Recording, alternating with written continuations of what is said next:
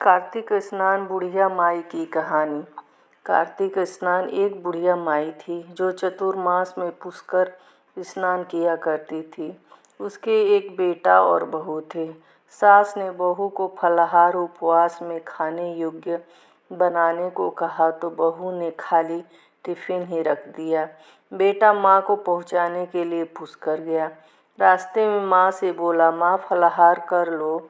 जहाँ पानी मिला वहीं फलाहार करने बैठ गई तो भगवान की कृपा से खाली टिफिन फलों से भर गया। माँ ने फलाहार कर लिया। पुष्कर माँ के रहने के लिए झोपड़ी बनाकर बेटा घर वापस आ गया। रात्रि में श्रावण मास आया और बोला, बुढ़िया माई दरवाज़ा खोल। तब बुढ़िया माई ने पूछा, आप कौन हो?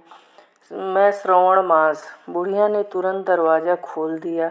बुढ़िया माई ने शिव पार्वती की पूजा अर्चना की, बेलपत्र से अभिषेक किया। जाते समय श्रावण मास ने बुढ़िया माई को आशीर्वाद दिया कि झोपड़ी की एक दीवार सोने की हो गई। भद्रपद मास आया। उसने भी दरवाज़ा खोलने के लिए कहा। बुढ़िया माई ने दरवाज़ा खोला। सत्तू बनाकर कजरी तीज मनाई। भद्रपद मास ने बुढ़िया माई को आशीर्वाद दिया और झोपड़ी की दूसरी दीवार भी सोने की हो गई। फिर अश्विन मास आया और उसने भी दरवाज़ा खोलने को कहा। बुढ़िया माई ने दरवाज़ा खोला। पितरों का तर्पण कर ब्राह्मण भोज करा कर श्राद्ध किया। नवरात्रि में माँ दुर्गा को अखंड ज्योति जलाकर प्रसन्न किया।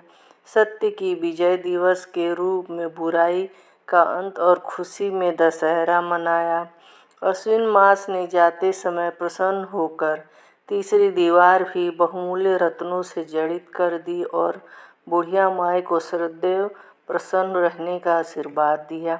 इन सब के बाद कार्तिक मास आया। उसने भी दरवाज़ा खोलने को कहा। बुढ़िया माई ने दरवाज़ा खोला। अति प्रसन्न मन से कार्तिक स्नान किया। दीपदान कर दीपावली, गोवर्धन पूजा, भाई दूज, गोपाष्टमी, आंवला नमी मनाई। कार्तिक मास ने जाते समय आशीर्वाद दिया और झोपड़ी के स्थान पर महल बन गया। बुढ़िया माई गरीबों की सेवा कर भजन कीर्तन में अपना समय व्यतीत करने लगी। बेटा अपनी माँ को लेने आया तो माँ और झोपड़ी को पहचान न सका तो पड़ोसियों से पूछा। उन्होंने बताया कि बेटा माँ के चरणों में गिरकर बोला, माँ घर चलो। सारे सामान के साथ घर ले आया।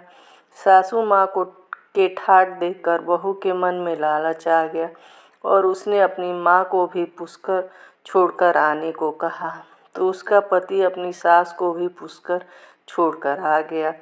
परंतु बहू की माँ की धर्म कर्म में बिल्कुल रुचि नहीं थी। वह 4 समय भोजन करती और दिन भर सोती। चारों मास आए और चले गए।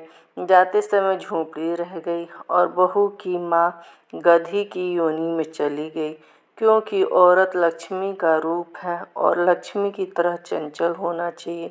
भगवान की पूजा और अतिथि का सम्मान और दान पुण्य करना चाहिए। बहू ने कहा, अब माँ को ले आओ। जब जवाई सास को लेने गया तो कहीं न मिली। लोगों के पूछने पर लोगों ने बताया कि तेरी सास धर्म कर्म कुछ न करती थी, खाती थी और सोती थी, जिससे वह गधी योनि में चली गई। जवाई गधी योनि सास को, हे राधा दामोदर भगवान, जैसे बुढ़िया माई को दिया वैसे सबको देना। कहते हैं ना, सुनता न हुकार भरता न हमारा सारा परिवार।